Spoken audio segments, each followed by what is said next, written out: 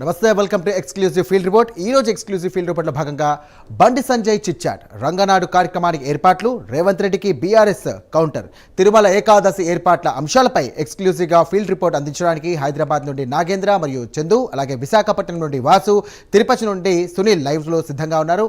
Right, మొదటి అంశంలో చూసుకున్నట్టయితే కేసీఆర్ పై సీఎం రేవంత్ రెడ్డి చేసినటువంటి తీవ్ర విమర్శలకు బీఆర్ఎస్ కౌంటర్ ఇస్తోంది. హరీష్ రావు, కేటీఆర్ ముఖ్యమంత్రిపై మండిపడ్డారు. ఇక సీఎం రేవంత్ రెడ్డిని చెట్టుకు కట్టేసి కొరడా దెబ్బలు కొట్టినా తక్కువేనని హరీష్ రావు కౌంటర్ ఇచ్చారు.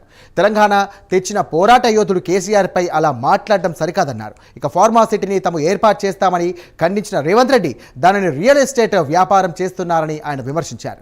గ్రీన్ ఛానల్ తెచ్చి పైసలు ఇస్తానన్న రేవంత్ మాటలు మాత్రం కోటలు దాటుతున్నాయి, కానీ చేతలు గడప కూడా దాటడం లేదని చురగలంటించారు. రైట్, ఇదే అంశానికి సంబంధించి మరిన్ని డీటెయిల్స్ అందించడానికి మా కరెస్పాండెంట్ చందు సిద్ధంగా ఉన్నారు. చందు, చెప్పండి, ఇటు కాంగ్రెస్ వర్సెస్ బీఆర్ఎస్ గా సాగుతున్నట్టుగా తెలుస్తుంది. ప్రస్తుతం ఇటు వారిద్దరి మధ్య కూడా వార్ జరుగుతుంది. దీనికి సందర్భంగా అక్కడ నాయకులు ఏమంటున్నారు? ప్రస్తుతం హరీష్ రావు మాటలు ఏ విధంగా వెళ్లే అవకాశం ఉంది?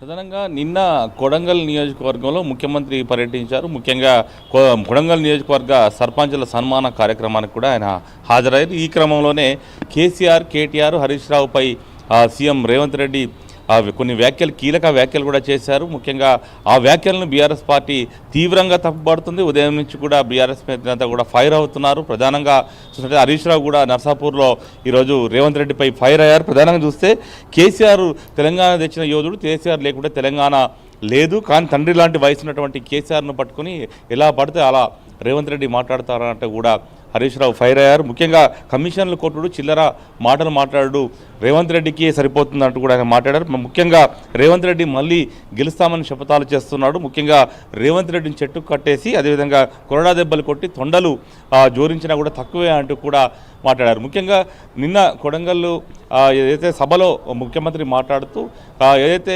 కేటీఆర్ లాగుల్లో తొండలు వేస్తామంటూ కూడా ఆయన మాట్లాడారు. ప్రతిసారి కూడా ఈ తొండలు అనే అంశం అయితే ముఖ్యమంత్రి నోటి నుంచి వస్తుంది. దీన్ని తీవ్రంగా బీఆర్ఎస్ పార్టీ నేతలు తప్పుపడుతున్నారు.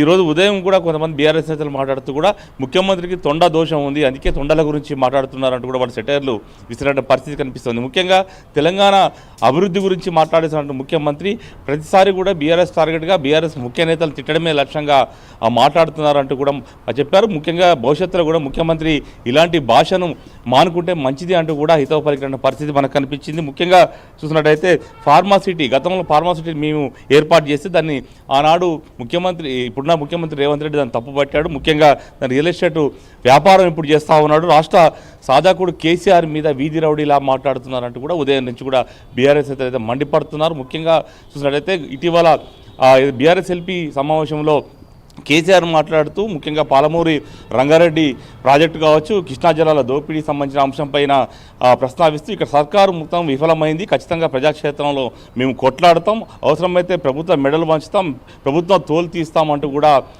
కేసీఆర్ మాట్లాడినటువంటి కామెంట్స్ పైన ప్రధానంగా ముఖ్యమంత్రి రేవంత్ రెడ్డి విరుచుకుపడ్డారు. ముఖ్యంగా కొంత కేటీఆర్ను వ్యక్తిగతంగానే టార్గెట్ చేసి మాట్లాడారు. ఈ క్రమంలోనే బీఆర్ఎస్ శ్రేణులంతా కూడా ఉదయం నుంచి కూడా పెద్ద ఎత్తున మండిపడుతున్నాయి. రాష్ట్రానికి ముఖ్యమంత్రిలో ఉన్నటువంటి రేవంత్ రెడ్డి తన భాషను మార్చుకోవాల్సిన అవసరం ఎంతైనా ఉంది. ఎందుకంటే ప్రజలు ఆయన భాషను గమనిస్తున్నారు. గతంలో కూడా ఇలాగనే మాట్లాడారు. ముఖ్యంగా 10 ఏళ్ల పాటు ముఖ్యమంత్రిగా పనిచేసినటువంటి కేసీఆర్పై మాట్లాడే భాష ఇదేనా అంటూ కూడా ప్రశ్నిస్తూ ఉన్నారు. ముఖ్యంగా భవిష్యత్తులో కనుక భాషను ముఖ్యమంత్రి మార్చుకోకపోతే తగిన గుణపాఠం ప్రజలు చెప్తారు. ప్రజలంతా కూడా రేవంత్ రెడ్డి భాషను గమనిస్తూ ఉన్నారు. ఒక విధంగా చూసుకున్నట్లయితే హరీష్ రావు చేసినటువంటి వ్యాఖ్యలపైన కాంగ్రెస్ నాయకులు కానీ మంత్రులు కానీ స్పందించే అవకాశం మనకు కనిపిస్తుందా?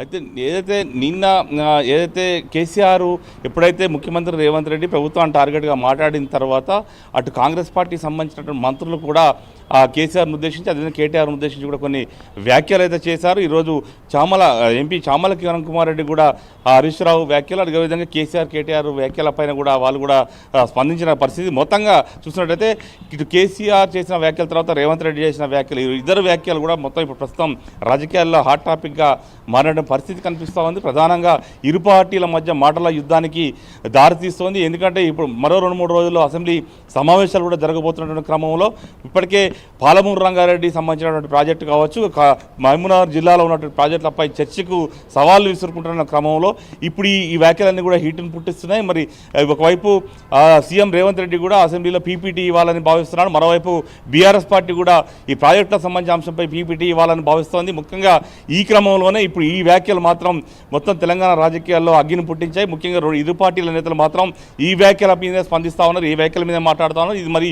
ఇది అసెంబ్లీ సమావేశాల వరకు కూడా హీట్ అయితే కొనసాగే అవకాశం అయితే కనిపిస్తూ ఉంది. సహరాం రైట్, థ్యాంక్ యూ చందు. ఇక